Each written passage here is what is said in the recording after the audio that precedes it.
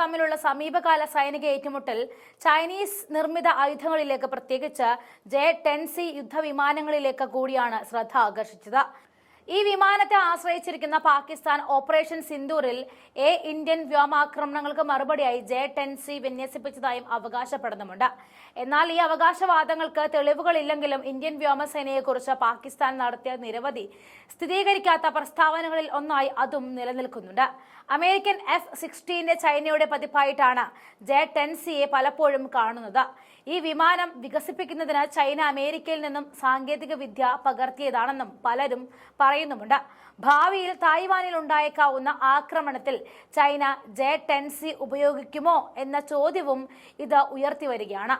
ബ്ലൂംബെർഗിന്റെ report അനുസരിച്ച് J-10C ഉൾപ്പെടെയുള്ള Chinese ആയുധങ്ങൾ അമേരിക്ക നിർമ്മിച്ചതിനേക്കാൾ കൂടുതൽ നൂതനമല്ല.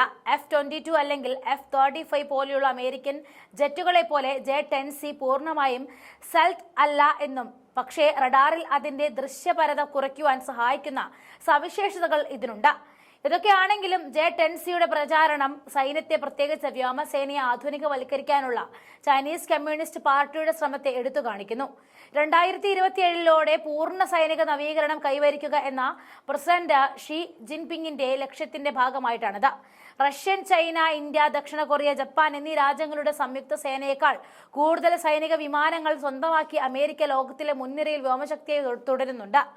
ആഗോള വ്യോമസേനകളെ താരതമ്യം ചെയ്യുന്ന റിപ്പോർട്ടുകൾ സ്ഥിരമായി അമേരിക്കൻ വ്യോമസേനയെ ഏറ്റവും ശക്തമായ റാങ്കിലേക്ക് എത്തിക്കുന്നുണ്ടെങ്കിലും റഷ്യയുടെയും ഇന്ത്യയുടെയും വ്യോമസേനകളോട് മത്സരിക്കേണ്ട നിലയിലാണ് അമേരിക്കൻ വ്യോമസേന. മാത്രമല്ല, അമേരിക്കയുടെ വ്യോമസേനയുടെ ഭൂരിഭാഗവും ഉള്ളത് യുദ്ധവിമാനങ്ങൾ പഴക്കമേറിയതാണ്. ബോംബറുകൾ, ഇന്ധനം നിറയ്ക്കുന്ന ടാങ്കറുകൾ എന്നിവ ഉൾപ്പെടെ പല വിമാനങ്ങളും പതിറ്റാണ്ടുകൾ പഴക്കമുള്ളതാണ്.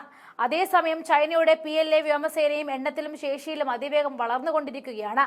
തായ്വാൻ ഇതിനകം തന്നെ പ്രതിരോധ തന്ത്രം പുനരാരംഭിച്ചു വരികയാണ്. ഭീഷണികളെ തടയാൻ കഴിവുള്ള പാട്രിയറ്റ് PC-3 സിസ്റ്റങ്ങളും PC-3 MSE ആന്റി എയർക്രാഫ്റ്റുകളും മിസൈലുകളും തായ്വാൻ വാങ്ങിക്കഴിഞ്ഞു. ഉയരത്തിൽ വികസിത പോരാളികളെ കണ്ടെത്താൻ അനുവദിക്കുന്നതാണിത്.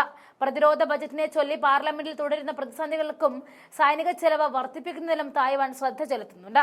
അതായത്, അമേരിക്കയും തായ്വാനും ഒരു യുദ്ധം വന്നാൽ ചൈന അത് ഇടപെടുമെന്നും പിന്നീടത് ചൈനയും അമേരിക്കയും തമ്മിലുള്ള വലിയ യുദ്ധമായി മാറുമെന്ന കാര്യത്തിൽ